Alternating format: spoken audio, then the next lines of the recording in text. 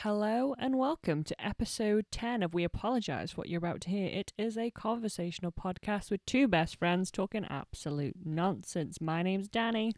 And I am Adele. And we've made it to double figures! We have! I can't believe... I'm very loud. But I can't believe we've actually made it to episode 10. I was very confused as to where we were this morning, but we made it. Yeah, we've had some technical issues because it was like, oh, you want to film episode 10? That's funny. That's cute. Yeah. We've spent like over an hour trying to sort technical issues. So fingers crossed when it comes down to actual editing, it won't be as difficult for Danny this time because last time she had a lot of issues from my end.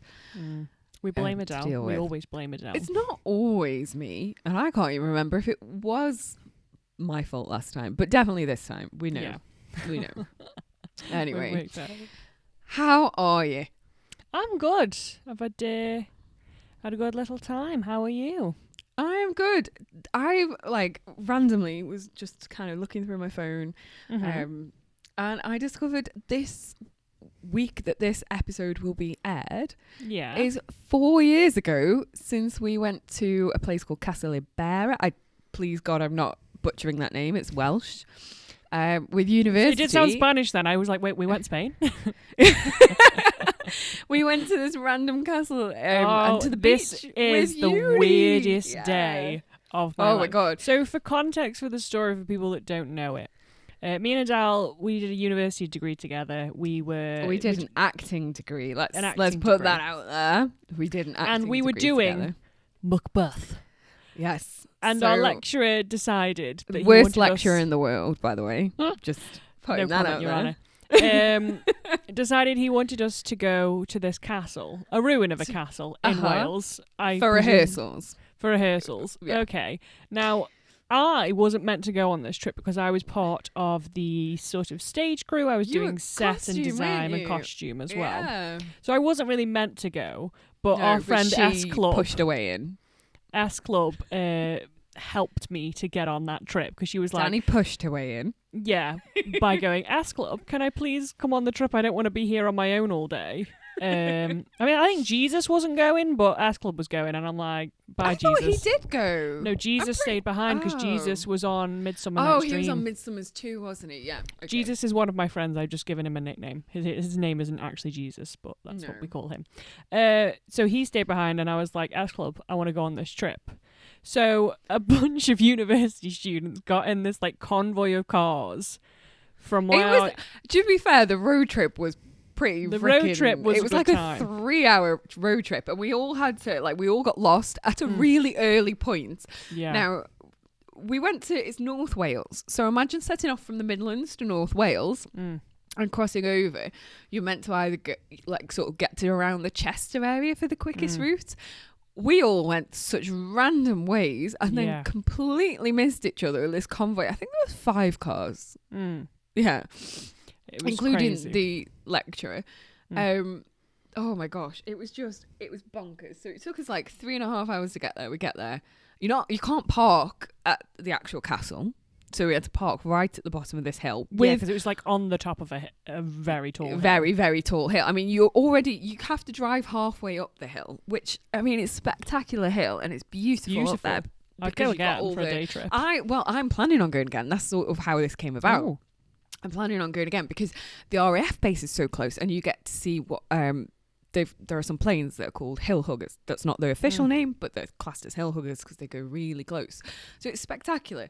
So we all park at the bottom of this hill, traipse up, and I have a mini breakdown because it's all really high and I'm terrified of heights. So, So they're all doing these exercises as well for context. So I'm watching from a side going, yes, so this is really helping with my costume and my designs. Oh, I wasn't doing anything because I hated that director and he hated me. But we were all just dicking around. They were sort of doing exercises and thinking about if this was your land. Because that's the whole story of Macbeth is people taking each other's land and war and violence and whatever. Well, it was meant to give us a concept of the space because although Macbeth is set in Scotland, and it was meant to give us a concept of the space and how it would feel how a battle would feel being on top of the hill and being able to see all around and feeling that, but also getting in touch with this, in his words, getting in touch with the earth and feeling the vibrations of the the earth coming through us. So it's very then, spiritual as well. The lecturer goes to me and the person that was driving, which was little James's boyfriend, who wasn't part of the course or anything, but offered to drive. Thank God he was there. Yeah. Offered to drive, so that helped us get more people there, because I was like, I am driving all this way. So me and him, you didn't even have a car at the time. No, so me and him were asked if we would, I think it was get sun cream. Yeah, you had to go and get sunscreen because it turned out to be a much hotter day than everyone else had predicted. I was there like with my SPF 50, like my I had Ultra Sun SPF 50, which is like an all day thing. Yes, I was. Super hot, super warm. So we said, beautiful. Yeah, we'll go. And I believe we went... I think you had to go, like, the nearest, like, proper town was quite a fair distance So we away. had a bit of a trek to go. Yeah. We had to go back down the hill while everyone was doing all their exercise and whatever. And then we found the nearest village. I believe that, we'll call her Shamey, was with us. Can't think of a decent name for her. Was with us as well. Yeah. So while Danny was gone... No, I came back when they came. No, but they were already there. Like, so while Danny was gone, we were all meant to be rehearsing, and then suddenly... Literally, it was when I came back... let me get... Because we walked back... It was when we were walking down the hill, I believe, to go to the village. Yeah, they came Okay, so what happened... Yeah, so we met...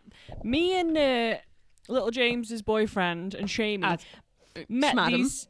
Shadam and Shamey. Shmadam and Shamey. There's no point even making up names for them. Especially because you've already said little James, who, you know. We were walking down this hill, and these two older gentlemen are there, and I smile taking a stroll with their dog. Taking a stroll with the dog. And now the dog, I believe, was either a whippet or a greyhound, and it was a lurcher. Whatever. I love those kind of thin-looking dogs that nobody wants. I want them. I love them. Everyone loves a lurcher. No, a lot of people go, they're too skinny. I'm like, fair enough, but I love it. So I see this lurcher, and I'm like, oh my God, I love it. And this man looks at me, and I look at him, and I get this feeling like he wants me to say something, but I don't know what he wants. So I'm like, oh, you got a cute dog, bro. And he's like, oh, thank you, whatever. And I'm like, okay, bye. So then we go down the hill, and then I'll let Adele tell what happened, because we just went to the village and got some as we're unaware of who's coming up and whatever, but it's a public space, so, you know, we're aware people may come up, even though our director was a complete arsehole and didn't want anyone to come up. He hadn't booked it for the day, so tough, innit? Somebody else did, though, didn't they? Yes. So as we're there rehearsing, one of the lead actors in the play, he notices these two guys, and he's like, oh my God, is that who I think it is? And I'm like, I haven't got my glasses on, but let's go have a look. So he goes over, and it is who he thought it was. And it turned out it was Brian Johnson of AC/DC and Robert Plant of Led Zeppelin. And they were not there on just a stroll with their dog, Arthur. Love you, Arthur. Still in my heart, even if you're not alive anymore. Sad times. He might be. I don't know. Not laughing at the dead 4 dog. Years ago. It's 4 years ago, and I think he was 6 at the time, you know. So he might still be around. Anyway, so then me and Chunk are stood at the top of this bloody hill instead of rehearsing. We're just chatting away to Brian. I wasn't really didn't really mesh with Robert Plant. Don't get me wrong, Led Zeppelin, love the music, but didn't really mesh with him. But me and Brian, we were having a right old chat, fussing Arthur, you know, having a right good time talking. And I will tell you this now. I have never fancied Brian Johnson in my life. Not into him at all. But he is one of the most charming men I have ever met. Ever. Properly, like... I was in a relationship that I was very happy in, planning on getting married at that point in time. And I will say, had Brian Johnson done more than just wink and blow kisses at me, I would have ran off with him if he'd have asked. Because that Geordie charm is something else. But yeah, they were... And then, so we're chatting away. Oh, sorry, Danny, I'll try and hurry this along. But we were chatting away. And our director comes sort of blustering over and like, you know, what are you doing here? Blah, blah, blah, blah, blah. Anyway, and they're just like, oh, we're here to film some stuff, you know, can you carry on? We'll watch you rehearse and, you know, having a good time. And then anyway, their producer, who I'm not entirely sure if also, it's like can I say about this producer? So I've walked down the hill at this point, not really realising who these people are. There's a man at the bottom of the hill in what I can only describe as like a shirt, and then there's like a bit of a waistcoat going on. His hair. I didn't notice his waistcoat. I just noticed he was it was sort either of a very body warmer smartly or dressed. Or it was a body. It was a gilet. It was a body warmer. Whatever a gilet is when it's at home. One of them. It's a body warmer. Yeah. His hair was coiffed. His skin was fake he was tanned. like super smart. Yeah.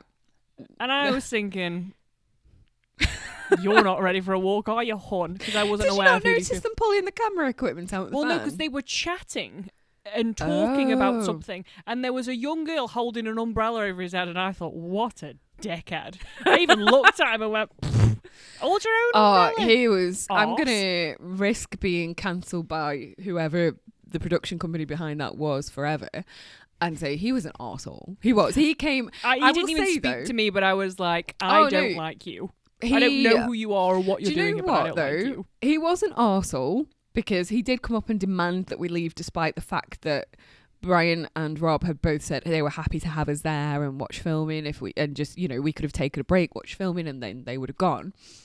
But he was like, no, that's not happening.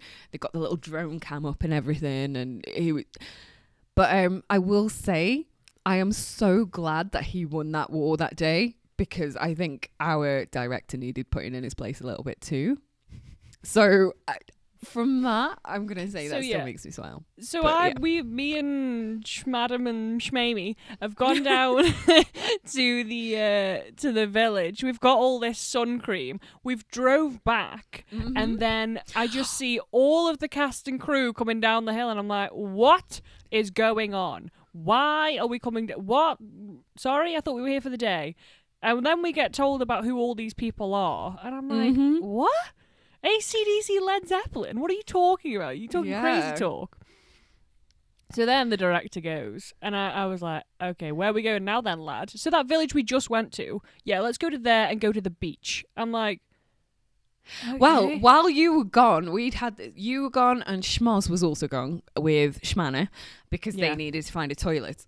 And there were no toilets. We can say Moz though, because that's not her real name. Okay. But yes, I like just adding Schmer in front of things. So Schmanner, Schmoz, Schmamie, and Schmadam. It's just everyone schmemes, But yeah, so while you guys were gone, we'd had this kind of like discussion, and our director had been really huffy, and we were like, the whole day is ruined. And I was like, dude, why don't we just go to the beach? And like a few others were like, yeah, beach, It was a hot day. Of course we wanted to go to the fucking beach. So by the time you got back, we'd started our little picnic, because we'd all been told to bring a picnic for the day. Started our little picnic, and then by the time you got back, it was like, right, guys, packing up and going to the beach.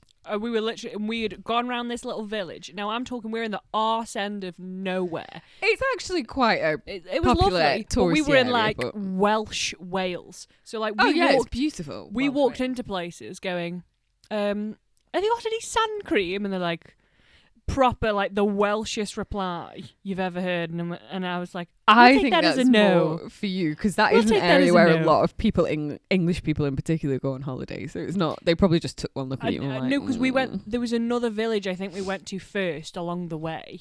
But it is that line of coastline. A lot of people. Yeah, but this was before the beach bit. This was more like a proper village. And then I think we went that town after. This was 4 years ago. I've forgotten details. But I just remember being like, we're very much outsiders here. And then we got to the more touristy bit, and it was a bit more welcoming, shall we say. And we got to the beach, and I'm thinking, that beach was beautiful. That beach was a beautiful beach. Yeah. And then they're all... So I'm sat eating my sandwich, and I'm watching with S Club all of these people shout. What were you shouting at the sea again? I was one of the witches, so I just had to hurl like incantations and stuff into the sea. That was, but realistically, we were just dicking around and splashing in the sea. Yeah, so they're all shouting stuff at the sea, and I'm sitting there going, I feel so inspired for costume right now. And I'm so glad. It was a fun day. Like, I'm like, this is. I would say this. I hated the whole of Macbeth because the director and I did not get on. It was one of my worst university experiences. But that day, apart from the fact he kept badgering me, that day was just so much fun when I could get away from him and ignore him. We had the best time. Plus also, Brian Johnson. Yeah. beautiful. So then a fun little side note. Everyone was ready to go home. But my group in the car that we came in Schmadam's car. We were like, oh, we kind of want to stay. Like we kind of want to get some food. Maybe this was like 4-ish, I think. Yeah, maybe go somewhere after. But then the director said he needed little James, and obviously little James and Schmadam are dating. He needs him in his car to keep him awake because he's worried he'll fall asleep. Well, yes, because although he's not a medical narcoleptic, he's an alkie pretty much and falls asleep all the time. No one knows who this is. No one knows who it is. But he crashed his car because he was drunk driving. So come on, we're gonna have to cut this bit out. We're not. No one knows who he is. These are Adele's points of views and not mine. I have my opinion. I have never blood tested him for alcohol levels. So it wasn't me, officer. So anyway, so he had to take little James with him. So we were like, no, so we can't really stay now because obviously Schmadam doesn't want to stay. Doesn't want to stay without his boyfriend. He doesn't want to hang out with us two. He would want to hang out with his boyfriend and his friends. You two, no. I mean, me and Shmamy agree. So then we get back in the car. Everyone's driven off at this point, and we go back in the car. Like, right, let's go back. Oh wait, who had the map? Oh, little James had the map. Oh, okay. You got a map? Why didn't you Well, just use he had sat like nav? his phone. His phone was the map. We're like, okay. Oh, this isn't really good, but all right, we'll just drive back. And then, obviously, the signs are very Welsh because we're in Wales. In English and Welsh. No, but where we were driving, because of where Schmadam took us, they were in Welsh. They're always in English and Welsh, though. No, the one we were going in. I promise Wales you as has well. a rule that, like, by law, it has to have English and Welsh directions and things. For context of this story as well, so we're driving back, and then we go, oh, we're in... And then I realise I can't really read these signs because I'm dyslexic. I then look to Amy, who looks at me and goes, I can't really read these signs because I'm dyslexic. And so was Schmadam. And so was Schmadam. So we all go, wait, we're 3 dyslexic in a car without a map, trapped in Wales. We were so lost. We were trying to get back and we're going, oh my God, we're in... Yep. When we got to Bala, we all cheered because we could read that one, and it was so stupid because we couldn't get back. It took us so much longer to get back because none of us had a map or a phone that would last. See, this is where the truth of it comes, is none of you had thought to bring a charger. None of us had thought to bring a charger. Yeah. None of us were prepared. We thought we'd have little James and his charger and his abilities to read language, and we had none of it. And it took us like an extra hour to get home. But we got home, obviously, because I'm here now. Not stuck in Wales. She is not stuck in Wales. I'm not stuck in Wales, but we made it back by the power of putting our collective brains together. We made it back. I mean, really? Well, I say really. I can't. It was just the realisation that we were all dyslexic. We went, oh no, what are we going to do? Yeah, all I can say is always take a spare charging cable for at least one of the phones. On little James is what I take from it. Yeah. Rely on yourself. Yeah, because if you'd have had a charging cable and been able to use the sat nav on your phone, you'd have been like... No worries. We'd have been no worries. But we've got directions. We can do get this. Back. Yeah. Because then we had to find, like, you know, it was just a really funny day. Now that I look back, weird. It's definitely one of the best experiences I've had at university. Let's put it that way. And we were posting so much on like Snapchat back in the day. God, people. Oh my God! Remember how like salty the other group were? Yeah, we had a nice sunny day out to the beach. Yeah. The Midsummer Night's Dream casting crew were all like, so they got to go to the beach? And we had a really nice day out. Yeah. To be fair though, they had saying hi to Jesus. I'm like, how are you doing, bruh? Yeah. Like, so few because him and S Club used to come to our house a lot and hang out.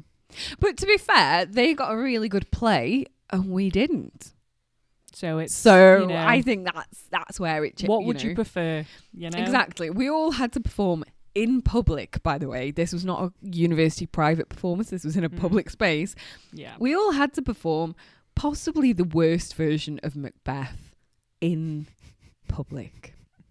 I mean, I did. I was backstage. But Yeah, you were thankfully backstage, but those of us who were actors on that, I think we deserved that one day at the beach because, and meeting Brian Johnson and Arthur, but simply because we then had to humiliate ourselves in front of a public audience. I think everybody in that cast did very well with what they were given. Yeah, with what we were given, which was a heavily, heavily edited version of Macbeth that kind of made no sense in parts because it was so heavily chopped up, edited. To a bunch of teenagers that didn't want to be there. Oh my gosh, yeah. So we also had to do a high school's performance, which was... I don't know if you've ever got a group of teenagers in a room together for any reason. It's not fun. It's never been fun. Especially when that reason is to do with their GCSE English literature. I mean, why wouldn't a teenager want to be in that room? Mm-hmm. Yeah. Mm-hmm. Yeah, it was a fun time. Yeah. Wow. Oh my God. Anyway, we reminisced. We have reminisced for like 20 odd minutes now. Yeah, it was a fun time. It was. I miss it, and I am so looking forward to going back to both the town, Towyn, which is not Towyn near Prestatyn, it's Towyn near Barmouth. Beautiful, beautiful little place. And also to Castle Ibera. So I can't wait. I can't wait to see the plains as well. It's going to be gorgeous. You can go to that castle as well, everybody that's listening. And oh yeah, it's completely open to the public. It's not... It's completely open as well, so it could be a good place to go in the pandemic because it's not like closed off or... It's like it's a ruin. It's not a full castle. The car park is tiny. There are no toilet facilities. But it's pretty. You're selling it. It's very pretty. It's very pretty. Make sure you take your litter with you as well, because I really hate people who don't do that, and I will come after you. I will hunt you down with my sniffer dogs. Kick your ass. I'll do more than that, but I'm gonna get a sniffer dog purposely to hunt you down. Well, yeah, it's a commitment, but I'm pretty serious about it. I can respect it. Thanks. Anyway, well, yeah, that was probably like. I know nobody else. We lost everyone else at Arthur. I think we just gushed about him too much. So, I mean, I was about his dog, but okay. That is Arthur, dude. Oh yeah, I don't know these people's names. Dog's name. I still have a picture of Arthur on my phone. So. Oh my God, you got to send it over. He meant a lot to me.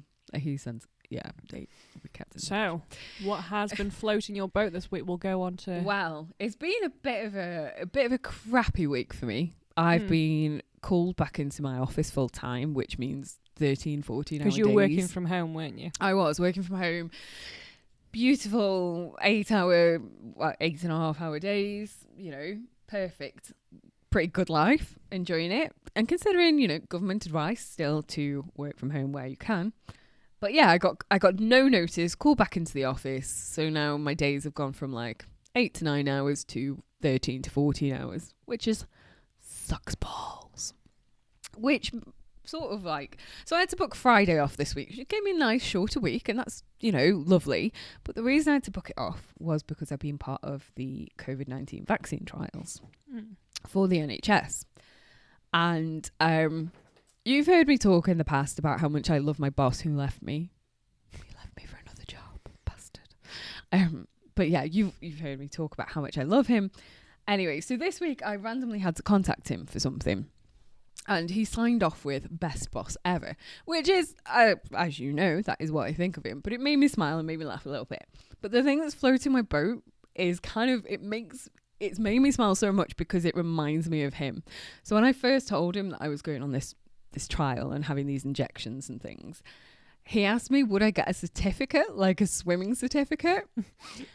And I was like, well, no. And he was like, well, what do you get from it then? What's the point? Like, if I were you, I'd demand this certificate that proves. Give me the certificate. Yes. So, I was just like, I get a sense of pride that I've helped the country and people through a pandemic. Anyway, so I went for my final injection out of 4 that I've had to have for this vaccine trial. And I did get a certificate. Yay! So now I feel like I just want to text best boss ever and let him know I got the certificate. You can put it on your wall, bro. I actually, not because of being super proud of the whole trial situation, but yeah, part of me, because it makes me smile every time I look at it, because I think of him saying that and making fun of me. So I'm it is kind of stood up in the background right now. my little swimming certificate of vaccines. So yeah, that's what's floating my boat. It's a sentimental thing once again, but yeah, that it just reminded me so much of Best Boss Ever. So that is what floated my boat. Simple, easy, but it still makes me smile. How about you? I have been watching. I haven't finished it, so it might have like a terrible ending, but I don't think it will. I feel like it's setting up some good stuff. Shadow and Bone on I am Netflix. so excited. Is it worth? Obviously, it's floating your boat, so yeah. I really enjoyed. I'm only on episode 4. Okay. Are they hour-long episodes? Yeah, 45 minutes to an hour long. Okay. And the rough idea, I don't want to spoil too much, is there's this. I can't remember any of the names because it's like, you know how like Lord of the Rings, Game of Thrones, everywhere's got like a city name and a village name, and you're like, there's a lot of like cultures and stuff, which I do like. It's a really cool concept of like different cultures, and so there's a lot of like different styles of name. Very European kind of names, very Asian kind of names, very African kind of. There's just a lot going on, so you've got to try and remember a lot of people's names and dates and whatever. But the basic concept of the world, from what I can tell, is there's like there was this country, and in the middle, one of these like shadow magical people made this tear thing. So it's like a big divide down the middle of the country, and if you want to travel through it, it's full of like things that will kill you, like weird. Oh, okay. Not vampires, but like they can't see. They're kind of like bats, but like humanoid bat things that like eat you. Mm-hmm. So if you want to go from one end of the country to the other, you either have to go round, which takes 5 months, or go through. But if there's any like sources of light, you'll get killed. Oh, so okay. So very and dangerous. The people that so it's a dangerous thing to do, but sometimes people need to go from one end to the other. And these people called Grecias, who have like magical abilities. So we haven't met them all yet, but there's one dude who can like bend like, I say bend like it's Avatar: The Last Airbender, but it isn't. Can use like shadow powers, so he can make shadows into solid mass, and he like cuts this dude heads off, and he's really cool.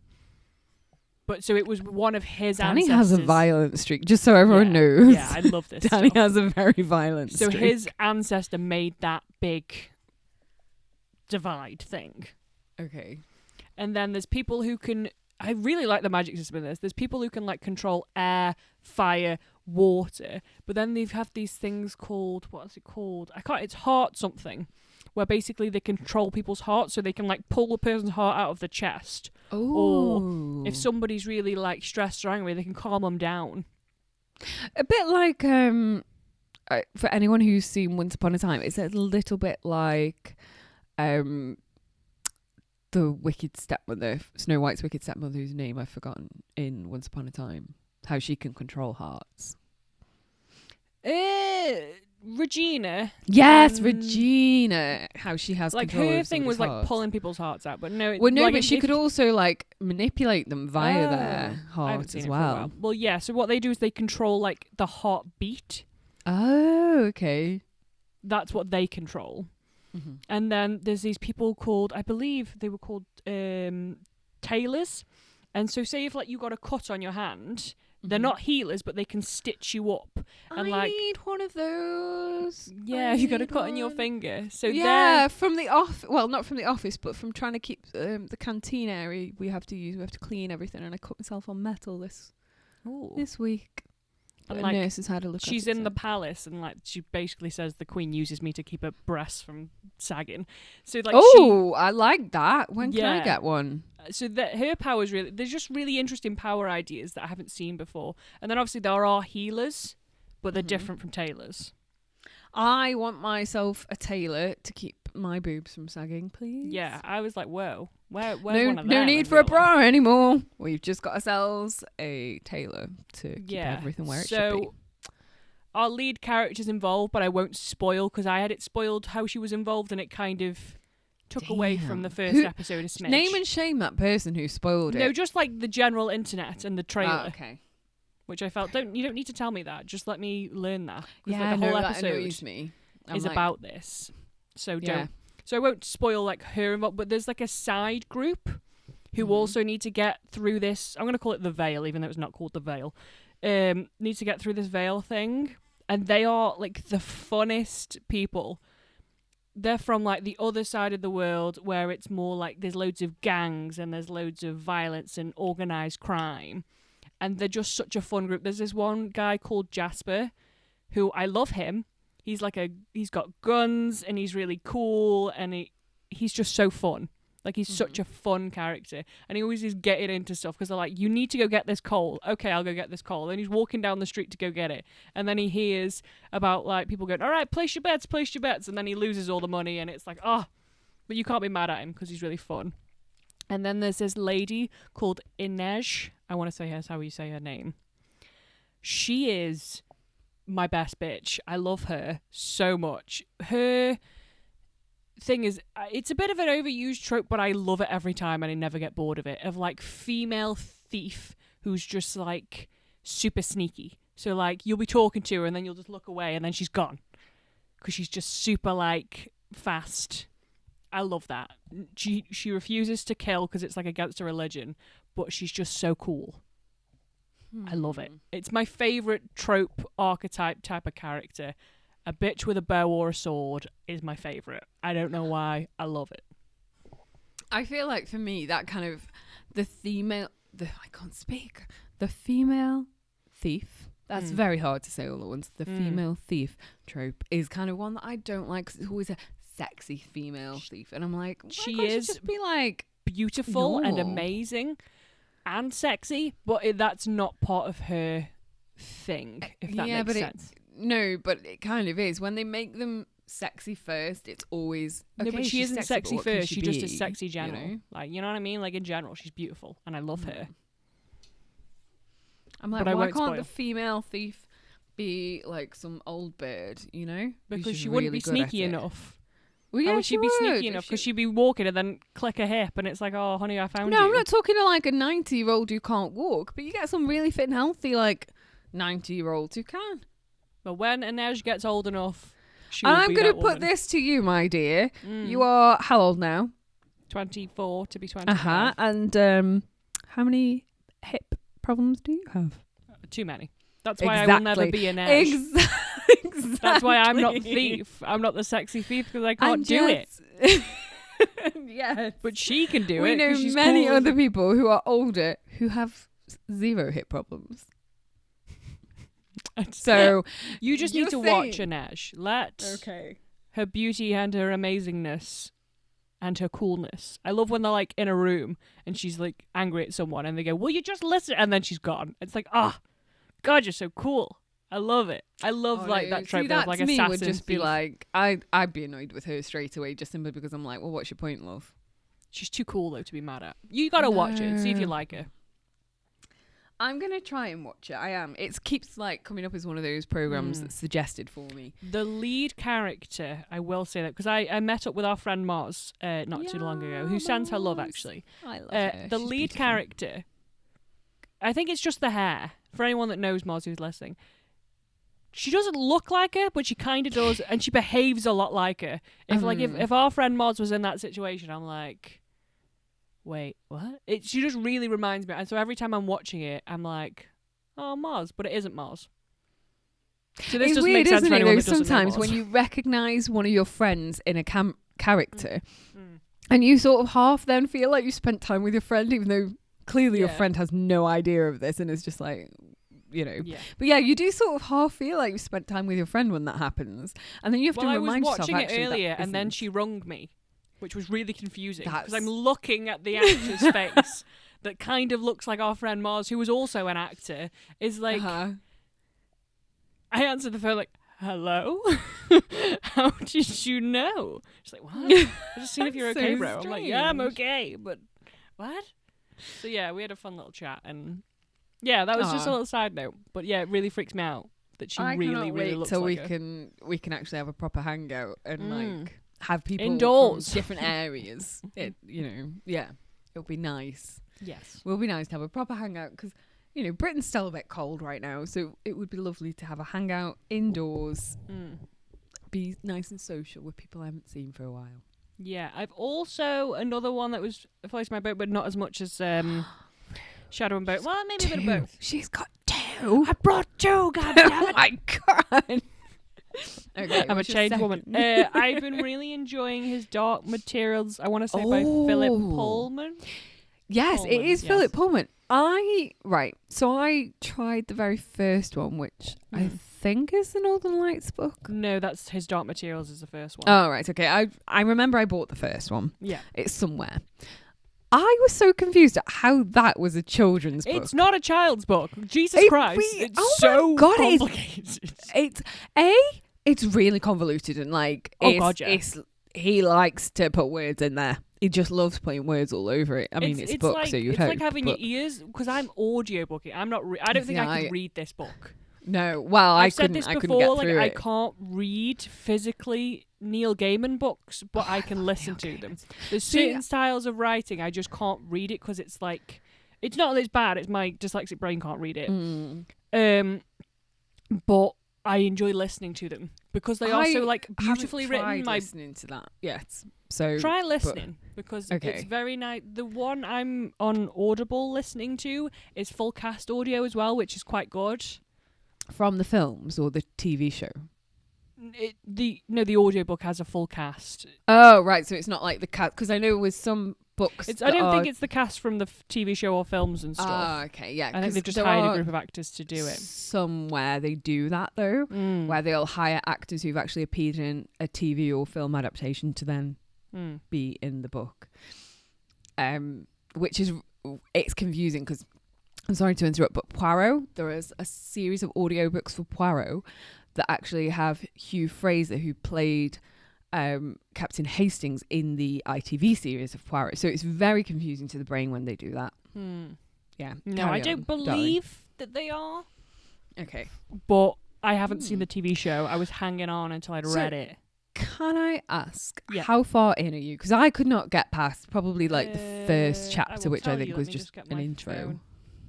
Phone. Oh, I'm pretty in. Like, let me just check what chapter I'm on.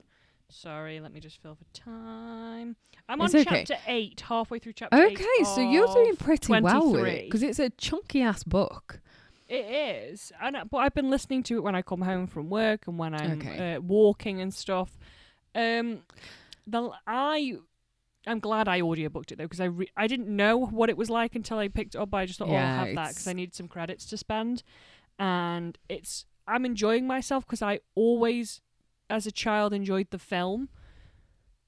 I was too old for the film, so I don't think it was very good though. I think it was my child. I think people have said it isn't very good. Yeah, but my child very much acclaim. Yeah, it didn't get much acclaim when it was actually released. The one with Nicole Kidman, wasn't it? That got slated. And that Nicole Kidman's character in the book has black hair. She's so different. She's so, even like the actual character traits of her personality are very different. I feel. I think I can't remember. Maybe I'm thinking, but she is pretty like really dark. Nice to people, and then like really mean. I know, but I feel like with the Nicole Kidman version, and I feel like this was maybe directional choices, it just didn't come across as see, it's very hard to do a book that's got so much detail. It's very hard to turn into a film, I feel. Oh god, yeah. Because there's so much. I've heard better about the TV show.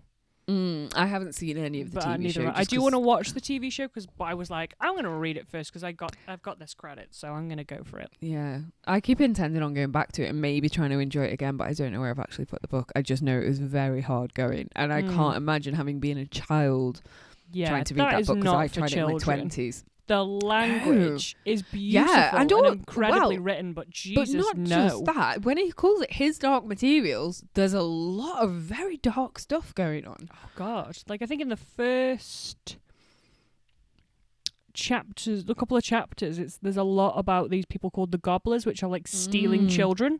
Yeah, basically, there's a lot about child abduction in there, and it's like how he writes the lead's perspective. I really like that. Are we talking Lyra? Lyra. Yeah, Lyra. I love her. Yeah. The way he writes her, because she's very like, what would you say, like rambunctious, and she's always getting into scraps and fighting children. She's very scrappy, isn't she? Yeah, she is a very scrappy child. But I could get the sense of that she is a child, that it isn't a, I don't know how old he that was. it's not an adult. This adult is a man child's writing perspective. Yeah. I do like how he's written her. The voice actress, though, at first I was like, because Lyra's character is a type of character that I would normally not like. I call them a Gryffindor. And in storytelling, I hate a Gryffindor. They are... Now, let me explain this. When I say this, Gryffindor people in storytelling are the types that go, oh, there's a problem. I will run at this problem full bore, screaming and shouting because I've got the power of believing in myself. And then they normally fail. And it's just something I don't enjoy. Like in Harry Potter, when I was reading that, I was always like, Hermione, will somebody please listen to her? Because Harry's always going, let's sort this problem out and da-da-da. And Hermione's like, hey, maybe we should think about this. And he's like, nah, let's just go. And then he fails. And I'm like, why don't we Yeah, but listen Hermione is a to... Gryffindor. She is, but she's got just a little bit of Ravenclaw in her that makes her a good egg. I take it you were a Ravenclaw. No, honey. I did the quiz. Oh, we're both Slytherins, aren't we? We are both Slytherins. Yeah, we're both Slytherins. Okay, yeah. That's okay. That's why we get on. But yeah, so it's just a trope and story. Like, again, Attack on Titan, the lead in that, he is a Gryffindor, and I hated him for 3 seasons. But in season 4, he turns into a bit of a Slytherin, and I'm like, hey, hon, where you been? Where you been all my life? Now he's cool, and I'm like, I hate him, because I've always hated him, but wow, now he's cool. Because we don't get a lot from his perspective anymore, and it's fun. It's real fun. Okay. But yeah. Always comes back to Attack on Titans. It does. Always. Because it's so good. I mean, that's a personal opinion. In my personal opinion, it's a real good time. A real good time. Right, I need to... this is so random, but I've just had this thought, because I've tuned out when you said Attack on Titans. Of course you did. Do you know what I miss? What'd you miss? Right, I hate using public transport, but I do it. But what I miss is, like, where you meet random blokes and they buy you gifts. I haven't had that for a while. I've never had that. What do you mean? Do they just buy you What What are you talking about? Where is this world you're living in? I don't live in this world. Well, a couple of years ago, I was getting the bus, and I used to take exercise classes after work, so I'd be getting the bus home quite late at night, like 8 o'clock-ish. And there's always like a certain group of people who catch the bus at the same time, and over years and years and years, this has always happened to me, where you end up meeting people who take your same bus, especially if it's a later bus, and you end up befriending them, and yeah. Anyway, so I was taking this particular bus on a certain night, and there was this guy, and he, like, bless him, he tried chatting me up, and I was like, no, I'm not interested. And I was always very much like, I ain't giving you my phone number. I'm not interested. You can give me yours. I'm never going to use it. I was very, very honest about this. And I was in a relationship, but I'm not one of those women that will say, no, I'm in a relationship, because that's not the reason I'm saying no. I'm saying no because I don't want to, Anyway, also, I just shouldn't need to have to say I'm in a relationship or I have a man in my life to stop you from pestering me. Stop pestering me because I said no. That's my first point. But yeah, so I was like, this guy carried on. Anyway, he told me he was going on holiday to Italy for a couple of weeks, and I was like, yeah, cool. Thinking, thank God, I've got a couple of weeks of respite from this pestering. Anyway, he came back from Italy, and he had bought me some perfume. Very nice perfume. Not like anything special. It was just Gucci. It's just Gucci, darling. It's nothing special. No. Well, it was what was it? Gucci. No, I don't. Guilty. It was nice. It was lovely. Yeah, but it wasn't like anything like mega expensive or super exclusive. It was just Gucci Guilty, which was lovely. And I tried to give it him back, but he insisted on me keeping it. And then the next thing, he was going to go back to Italy because he was Italian, so he had to keep going back and forth. Probably for a wife or something they got there. The next thing he said he would buy me was some shoes. Like, he wanted to buy me some shoes from Italy. I was like, okay, if you want to. Don't see the point because your taste isn't going to be as good as mine. Anyway, he got fired from his job and never got me them shoes. But another guy who used to work with me, he was also Italian. And he came back from Italy and he bought me a purse randomly. I need to hang out with more Italian men, is what it sounds like. Well, yeah, or just, you know. I do know an Italian man. I'm going to be questioning why he hasn't bought me a gift.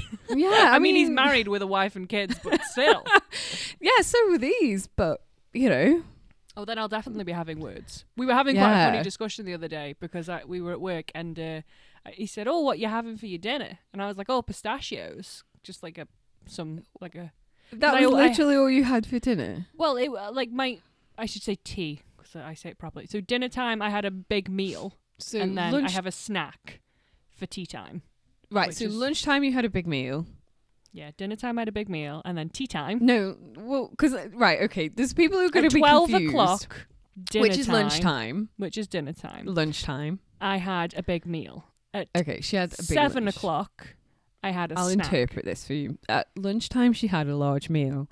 And then for her evening meal, which could have been considered supper or dinner, she had a snack. So at tea time, I had a snack, which was some pistachios. Tea time ends at 5 p.m, my dear.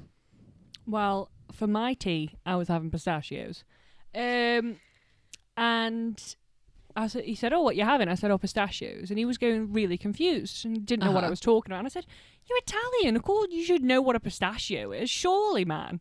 And then I was trying to explain. I'm like, there's the ice cream, because every time I go Europe, I always think it's mint ice cream, but it's not, because I love mint ice cream. And I'm disappointed that it's pistachio ice cream. And then he goes, "Oh," and he says how you meant to say pistachios, but I forget what he said now. That's what you mean. I'm like, yeah, that's what I mean. So then we just had this whole conversation where I'm going, "Yeah, pistachios," and he's going like, "Pistachia," and I'm like, "No, pistachios, pistachia." Well, to be fair, pistachio is the Italian. English. Well, no, but it depends where you're from as to whether you're right. Yeah. Because much like saying certain other words, if you're English, they're pronounced a certain way. And if you like zebra, Yeah. But, I get it. Language so barriers this whole all the time. 10-minute discussion instead of going my break about what I was having for my break. Why didn't you just Google it and show me a picture? I was on the process of Googling it and showing a picture, but then he went, "Oh, I know what you mean now." Yeah. You mean them. Green whatever nuts. you said it. The green, that's what I was like, the Green green nuts are a nuts. bit salty. They're on a Come on, man. You're European. Play the game. I mean, the fact is European. For all you know, pistachio could have been a completely different word in Italian. I don't know. I don't think he called it pistachio. I think I made that up. But whatever he said, I forget. Yeah, but what I mean is it could be a completely... in fact, I might Google Translate it now just so Google Translate what I'm it should be. Google Translate. Go. Yes. I'm sorry, this is going to be like proper dead air while I try and spell pistachio. Yeah, so I'll chat to you, dear viewer. How has your day been? Mine? I'm chatting to the dear viewer. No, they can't. Uh-huh. Oh. Did you know pistachio in Spanish is still pistachio? Wow. There you go. That's interesting fact. I think it is still in Italian, but they just say it in an Italian accent. Pistachio. Yeah, that's what he said. Yeah. Pistachio. I love Google Translate. I'm like an addict. He's addicted to it. I am. To be fair, I do need to use it quite often because my partner is not English, so sometimes we have moments where one or the other of us doesn't quite understand something. The joys of Google Translate. Yeah, it's like our whole relationship is based on Google Translate. This is the third person in this relationship. To be fair, I'd rather it be Google Translate than another human because I'm not about that life. I know Willow Smith is into polyamory, but I am not. Isn't she like 10? Well, last time I checked, she was about 10. No, she's like a full-grown ass adult, and she's beautiful too. She's very I fear that I am a boomer because I don't know anybody anymore. When I think of Willow Smith, I think of, I whip my hair back on. Then that's all I see. Is that who that was? Yeah, that was Okay. Wait, yeah? Question mark? Don't know. I really I'm don't put know final because it was answer, a point when Willow I was Smith. like, I whip my hair back on. That's her. Oh, okay. I think. Okay. But anyway, I know she's the daughter of Will and Jada Pinkett Smith. Yeah. But yeah, she's a beautiful young woman, but she is quite openly in a polyamorous relationship. And yeah, no, my jealousy could not take that shit. So I can't live that life. No, I can't. I mean, I probably could if it weren't one-sided and I was allowed to have multiple partners. I'm selfish. I can be selfish and polyamorous. I just can't let the other I think that's an person. option, though. I saw a Louis Theroux documentary, and I think that was... I how love some of them Louis went. Theroux documentaries. He is good. He is a good egg. Do you know, that's another, like, we are, like, over a year since Tiger King now, aren't we? Which is really strange. God, Like, it was such a good time. I remember, though, I was off work, ill, with suspected COVID, but I didn't have it. I think I just had a sore throat. With all the mask wearing and stuff, I think it just, when you first start doing it a lot, your body's not used to it. So now I'm used to it more. It doesn't make me ill, but I think at first it made me ill. And I was confined to my room for a couple of days. And I put it on before anyone was even talking about it. This was like, I'm one of them people. It was before it was cool. I was here. Mm-hmm. It was the first day it came out, and I was like, oh, go on then. I'll whack it on, because I think I saw a trailer for it and didn't know what it was about. And I watched the entire series in one day and was high on not eating and drugs, as in like paracetamol and ibuprofen and stuff. And Tiger King. Yeah, I mean, I think, have we talked about Tiger King before? I know we have as like friends, but I don't know if we have on the podcast. But thinking back, I don't know why I'm in such a reminiscing mood today, you know. Random men with gifts, towing, Tiger King. But yeah, like, it took me a while to get into it, and I can remember I had like 3 different people trying to a friend from work and the guy I was dating at the time, all trying to get me to watch Tiger King. What a trip. That's all I can say. What a trip, What bro. a trip. What a trip. Wow. And I now want an update. I want an update on Joe Exotic, how he's doing in prison. What's going on with him? Why can't we have an update on Tiger King? Why isn't he out yet? Let that man out. Yeah, let him out. Let him. No, I don't know.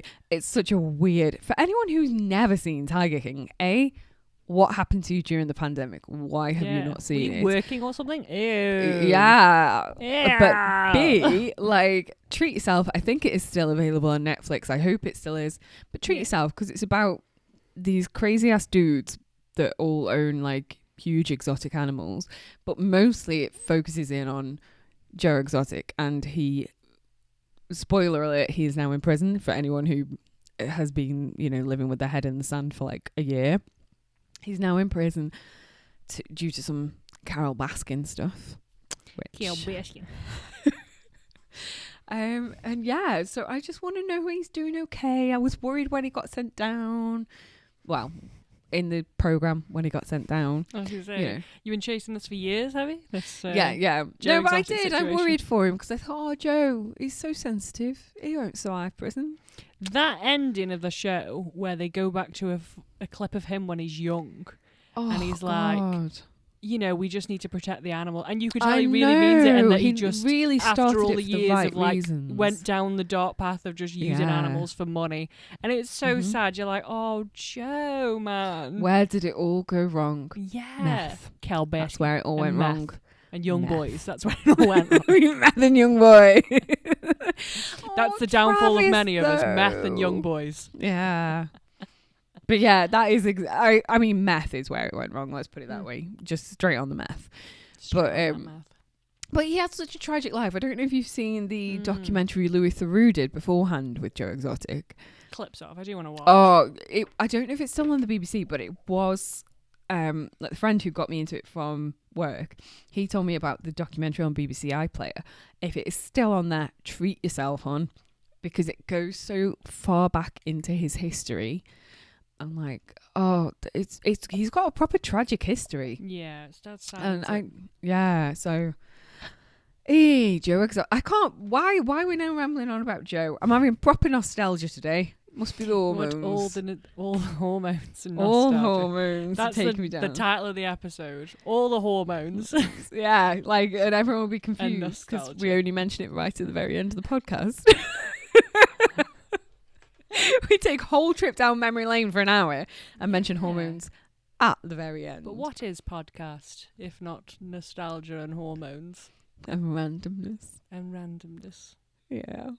Anyway, for anyone who's survived this whole episode, thank you very, very much for listening. Thank you very, very much. While we drift into our memories like two elderly ladies. This is what it's like to be senile. I mean, I work with a lot of senile people, so I feel like this is what it's like to be senile. Yeah, and I feel like the fact that I've been suddenly thrust back into society has sent me a little bit like... to being back in society. Yeah, but it's kind of like sent me into a catatonic, even though I'm talking, so it's not catatonic, but like mentally, I feel like I've gone into that state of catatonia where I'm not actually talking, but I'm just sitting rocking, trapped in a sort of, in a world I've created on my own. Right, based on my memories. That'll be us then, shall it? Yeah, that's us. Thank you very much for listening if you survived. And we do apologise for what you have had to listen to. Thank you very much. Danny's singing us out. Bye. Beautiful. Bye.